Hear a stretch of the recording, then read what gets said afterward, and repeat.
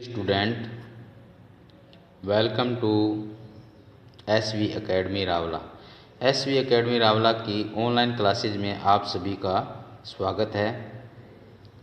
आज हम class 10 subject Hindi lesson 3 सेनापति के बारे में पढ़ रहे हैं।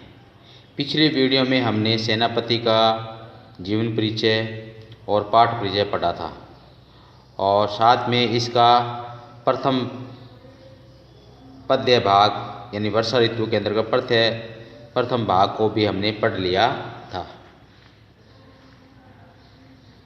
आज हम फिर वापस इसका फर्स्ट और सिर्फ सेकंड दो ही पैरे पढ़ेंगे।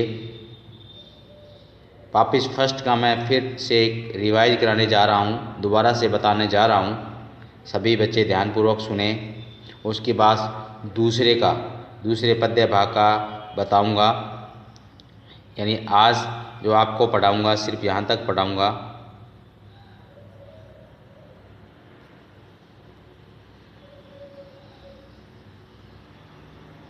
ये दो पैरे, इन दो पैरों का आपको मैं हिंदी अनुवाद यानी पद्य भाग का हिंदी अनुवाद करवाऊंगा। करवाने से तो मैं पूरा का पूरा ही करवा दूं, लेकिन इनकी एक्सप्लेन करने से जो वीडियो है हमारा बहुत ज़्यादा लंबा बन जाएगा और ज़्यादा वीडियो लंबा बनने से बहुत सी परेशानियां हैं। इस वजह से मैं आपको आज वापस फर्स्ट का वापस पुनः रिवाइज और सेकंड न्यू, यानी जो सेनापति है, सेनापति जो ऐसे कवि थे जो शब्दों की हेरफेर से, मतलब उनके दो अर्थ निकलते हैं शब्दों के।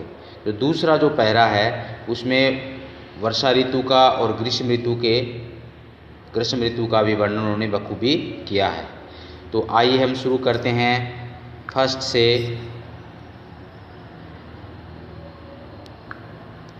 फर्स्ट पैरे से वापस ऋतु वर्णन के अंदर फर्स्ट पैरा है, बरन बरन तरु फूले उपवन वन। बरन बरन तरु फूले उपवन वन। बरन बरन होता है अलग अलग रंगों के, तरु होता है वृक्ष, फूले होता है फूलों से, उपवन होता है बाग या बगीचा, और वन का अर्थ वन है। तो यहाँ पे जो कवि सेनापति हैं, सेनापति ने ऋतु वर्णन के ये जो पद्यांश है, ये जो पद्य भाग है सेनापति द्वारा रचित ऋतु वर्णन से लिया गया है। और इसमें कवि ने वसंत ऋतु के बारे में वर्णन कर रहा है और कवि वसंत ऋतु को ऋतुराज भी कह रहा है। और जब ऋतुराज आता है तो प्रकृति में तरह तरह के विविध दृश्य हमें देखने को मिलते हैं और तरह तरह के परिवर्तन भी होते हैं। तो स्टार्ट है, बरन बरन तरु फूले उपवन, यानी बरन बरन होता है अलग अलग रंगों के या विविध रंगों के, तरु होता है वृक्ष, फूले फूलों से, उपवन बाग या बगीचा, वन में। यानी कवि कह रहा है कि वसंत ऋतु के आने से उद्यानों यानी बगीचों तथा वनों में विभिन्न प्रकार के रंग बिरंगे फूलों से वृक्ष सज गए हैं। रंग बिरंगे फूलों से वृक्ष सज गए हैं। सोई चतुरंग संग दल लहियत है। सोई चतुरंग होता है सेना के जैसे 4 रंग होते हैं, जैसे हाथी, घोड़े, रथ और पैदल सैनिक। अब कवि कहता है भाई चतुरंग का अर्थ क्या है? तो चतुरंग का अर्थ आप ये लिखोगे, जैसे सेना के 4 रंग होते हैं, हाथी, घोड़े, रथ और पैदल सैनिक। यानी यही ऋतुओं के राजा वसंत की चतुरंगिणी सेना के रूप में सुशोभित हैं। और यही ऋतुओं के राजा वसंत की चतुरंगिणी सेना के रूप में सुशोभित है। अर्थात कवि के कहने का आशय है कि ये जो ऋतुओं के राजा वसंत के साथ, मतलब ये जो सेना के रूप में चल रहे हैं। अर्थात यानी वसंत ऋतु के आने से प्रकृति में विभिन्न प्रकार के परिवर्तन आम रूप से हमें देखने को मिलते हैं। बंदी जिमी बोलत बिरद वीर कोकिल है। बंदी जिमी बंदी जिमी बोलत विरद वीर कोकिल है। जिमी होता है के समान, विरद होता है यश, कोकिल होता है कोयल। यानी वसंत ऋतु के आने पर कोयल अपनी मीठी वाणी में राजा वसंत का यशोगान कर रही है। वसंत ऋतु के आने पर कोयल अपनी मीठी वाणी में राजा वसंत का यशोगान कर रही है। गूंजत मधुप गान गुण गह्युत है। गह्युत है, गह्युत में ग्रहण कर रहे हैं। मधुप होता है भोरे, मधुप होता है भोरे, गुंजित में गुंजार करें हैं, गुंजन करें। यानी बोरे फूलों पर, बोरे यानी भंवरे फूलों पर मधुर गुंजार कर रहे हैं और ऐसा लग रहा है कि उन्होंने संगीतकार का रूप ग्रहण कर लिया है। और भंवरे फूलों पर मधुर गुंजार अर्थात मधुर गुंजन कर रहे हैं, ऐसा लग रहा है कि उन्होंने संगीतकार का रूप ग्रहण कर लिया है। आवे आस पास पुहपन की सुबास सोई। सुबास होता है, पुहपन होता है फूलों की, सुबास होता है सुगंध, सुबास होता है सुगंध, और माज होता है बीच बीच में। और हमारे यानी आसपास, हमारे चारों ओर आसपास फूलों की खुशबू आ रही है, फूलों की खुशबू आ रही है, फूलों की खुशबू आ रही है। सोने की सुगंध माज सने रहता है। और सोने को, सोने का मतलब यहाँ पे सोने के सुंदर, सोने के मतलब यहाँ पे सरसों के पीले फूलों को कहा गया है।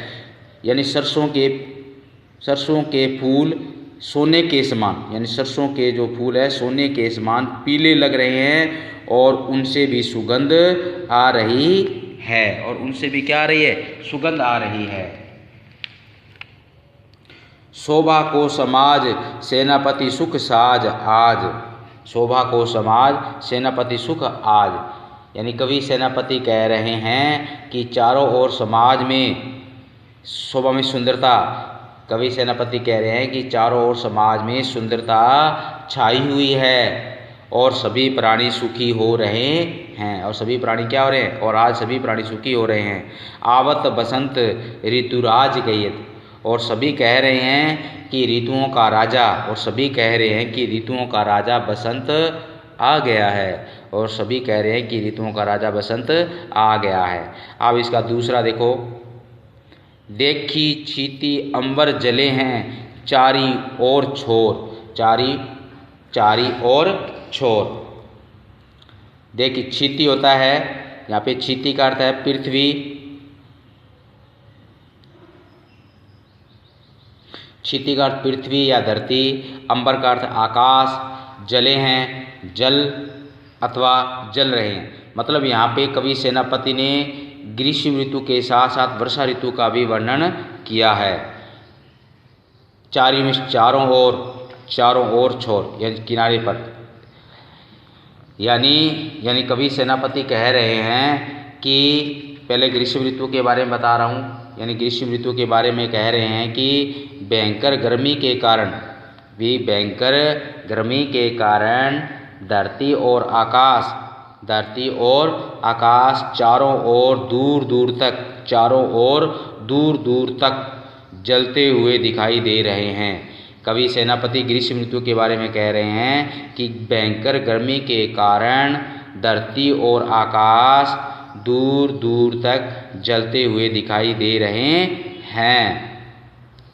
अब अगर इसी वर्षा ऋतु के अंदर वो कहे, वर्षा ऋतु के रूप में कहे तो क्या कहेगा? देखो को देखी छिती अंबर जले चारी ओर जोर। यानी अब वर्षा ऋतु के बारे में बता रहा हूँ कि धरती और आकाश में वर्षा ऋतु के आने के कारण चारों ओर दूर तक जल ही जल दिखाई दे रहा है। ये वर्षा ऋतु के बारे में कवि कह रहा है। कवि सेनापति की विशेषता है कि उसने ग्रीष्म ऋतु के साथ साथ वर्षा ऋतु का भी वर्णन किया है। वे धरती और आकाश में वर्षा ऋतु के आने के कारण चारों ओर दूर तक जल ही जल दिखाई दे रहा है। तीन तरबर सब ही कऊ रूप हरियो है। तीन तरबर सब ही कऊ रूप हरियो है। तीन होता है घास और तरब होता है वृक्ष। सब का मतलब सभी होता है और रूप का मतलब हरे रंग का, या हर लिया है या सुखा दिया है। हरियो का मतलब हर लिया है, सुखा दिया या हरे रंग का। यानी अब पहले ग्रीष्म ऋतु के बारे में बता रहा हूँ कि ग्रीष्म ऋतु में जो सूर्य होता है वो उसकी जो किरणें होती है वो प्रचंड रूप से धरती पर गिरती हैं किरणें, और जिससे धरती बहुत भयंकर रूप से गर्म हो जाती है। तो गर्म होने के बाद में क्या होता है, तीन तरबर सब ही को रूप हरियो है। यानी सूर्य की भीषण ताप ने घास और वृक्ष सभी को, सूर्य की भीषण ताप ने घास और वृक्ष सभी को झुलसाकर उनका रूप हर लिया है, अर्थात उनकी हरियाली को नष्ट कर दिया है। अब इसी में वर्षा ऋतु का देखो, वर्षा ऋतु का क्या है, ये वर्षा ऋतु में कह रहा है कि वर्षा ऋतु के आने से घास और वृक्ष सभी का रंग हरा ही हरा हो गया है। सभी का रंग क्या हो गया है, हरा ही हरा हो गया है। या ये भी कह सकते हैं कि अत्यधिक वर्षा होने से पेड़ पौधे नष्ट हो चुके हैं, इनका रूप नष्ट हो चुका है। या ये दोनों हैं कि वर्षा ऋतु आने से घास और वृक्ष सभी का रंग हरा हो गया है, या अत्यधिक वर्षा होने से पेड़ पौधों का रूप नष्ट हो गया है। महाजर लागे ज्योति भादव की होती चले।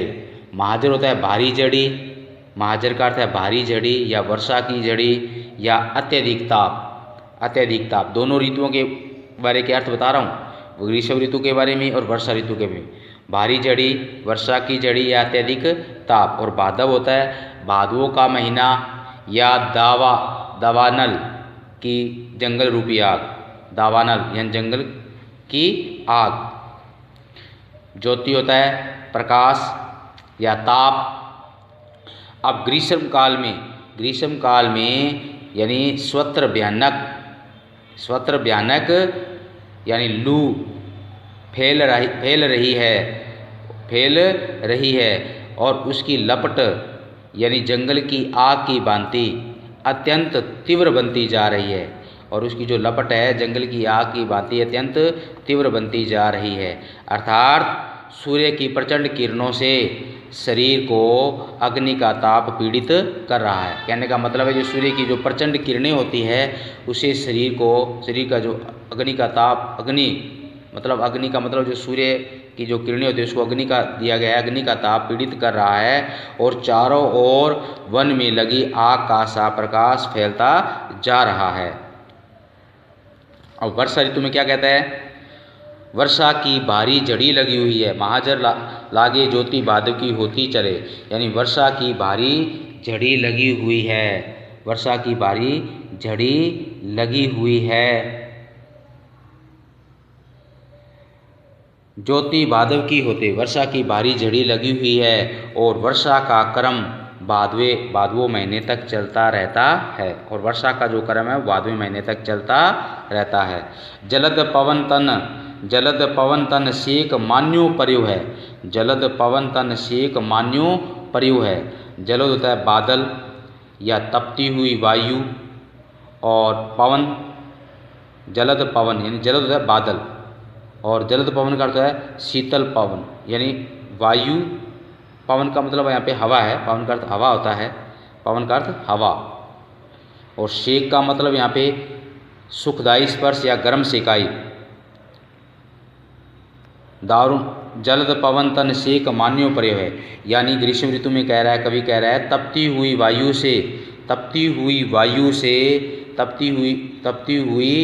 गर्म वायु से सभी प्राणियों के शरीर तपाए जा रहे हैं। यानी तपती हुई गर्म वायु से सभी प्राणियों के शरीर तपाए जा रहे हैं। और वर्षा ऋतु में यानी बादलों से यानी जलद पवन तन सेक मान्यो पर्यो है।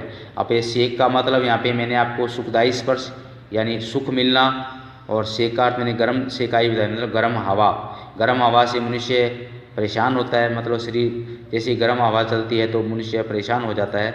लेकिन वही अगर सुखदायी ठंडी हवा हो तो हमारे मन को प्रसन्नता अनुभव होती है। तो क्या बादलों को छूकर, वर्षा ऋतु में बादलों को छूकर आ रही शीतल पवन के स्पर्श से शरीर को बड़ा सुख मिल रहा है। बादलों से छूकर आ रही शीतल पवन के स्पर्श से शरीर को बड़ा सुख मिल रहा है। दारुण तरनी तरे नदी सुख पावे सब। दारुण तरी, दारुण होता है कष्टदायक या काठ की, तरनी होता है नाव या सूर्य, तरे मीन्स नीचे, नदी का अर्थ नदी है, सुख में सुख, पावे मीन्स पाते हैं, और सब का सब होगा। यानी ग्रीष्म ऋतु के अंदर भयंकर रूप से तप रहे, यानी तरे का मतलब नीचे, भयंकर रूप से तप रहे सूर्य के नीचे लोग नदियों में ही सुख पा रहे हैं। भयंकर रूप से तप रहे सूर्य के नीचे लोग नदियों में ही सुख पा रहे हैं, अर्थात नदियों के पानी में रहना, वो नदियों के पानी में रहकर अपने सुख का एहसास कराना चाह रहे हैं। अब वर्षा ऋतु में क्या है, तारुणी तरणे तरी नदी सुख पावे सब, यानी दारुणता काठ की, यानी सभी लोग काठ की नावों से नदियों को पार करके आनंदित हो रहे हैं। यानी सभी लोग काठ की नावों से नदियों को पार करके आनंदित हो रहे हैं। सीरी घन चाही बोही चित धर्यो, चित होता है मन, धर्यो में धारण किया है। सीरी होता है शीतल ठंडी हवा, और घन का मतलब बादलों की छाया या घनी छाया। चाही वो चाहता ही है, चाही बोही का मतलब चाहता ही है, और चित्त का मतलब मन में। यानी ग्रीष्म ऋतु के अंदर कवि कहता है कि बादलों की शीतल छाया में रहने की मन में अभिलाषा करते हैं। सभी लोग बादलों की शीतल छाया में रहने की मन में अभिलाषा करते हैं, यानी बादलों की शीतल छाया में रहने की अभिलाषा करते हैं। और वही वर्षा ऋतु में कवि क्या कह रहा है, यानी इस काल में, यानी वर्षा ऋतु में सब लोग घने बादलों की छाया से घिरे रहते हैं। मतलब वर्षा ऋतु में आकाश में घने बादल होते हैं और उनसे लोग हम घिरे रहते हैं। यानी वर्षा ऋतु में सब लोग घने बादलों की छाया से घिरे रहते हैं, और अर्थात अपने अपने शरीर को जल वर्षण से बचाने की अभिलाषा करते हैं, यानी जल की बूंदों से बचाने की अभिलाषा करते हैं। देखो चतुराई सेनापति कविताई की जू, ग्रीष्म विश्व वर्षा की सम कर्यो है। देखो चतुराई सेनापति कविताई की जू, देखो मिस देखो, चतुराई सेनापति की, कविता मिस कविता रूपी की। कवि सेनापति कह रहे हैं, अब इन दोनों का कवि सेनापति कह रहे हैं कि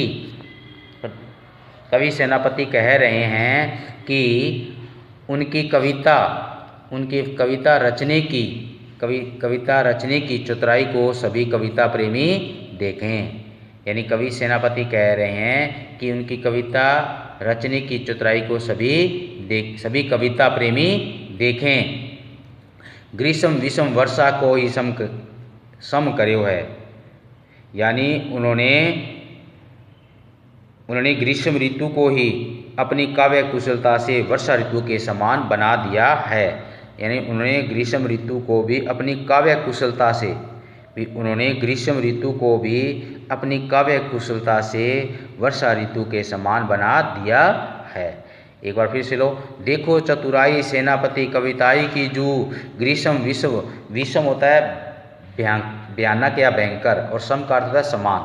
वे कवि सेनापति कह रहे हैं कि उनकी कविता रचने की चतुराई को सभी कविता प्रेमी देखें कि उन्होंने अपनी चतुराई से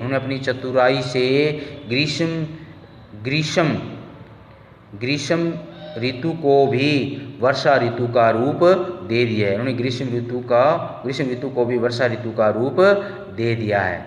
तो प्रिय बच्चों, आज हमने फर्स्ट और सेकंड पद्य भाग पढ़े हैं। फर्स्ट पिछले वीडियो में करवाया था, लेकिन आज वापस मैंने इसका वापस रिपीट कर दिया है, और सेकंड का भी आपको मैंने इनके दोनों ऋतुओं में, वर्षा ऋतु और ग्रीष्म ऋतु में कवि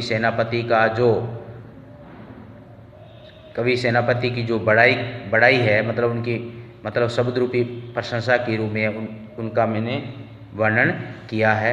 तो आज के लिए बच्चों इतना ही। नेक्स्ट वीडियो में हम लेसन 3 के जो बचे हुए पद्य हैं उनको करेंगे। धन्यवाद।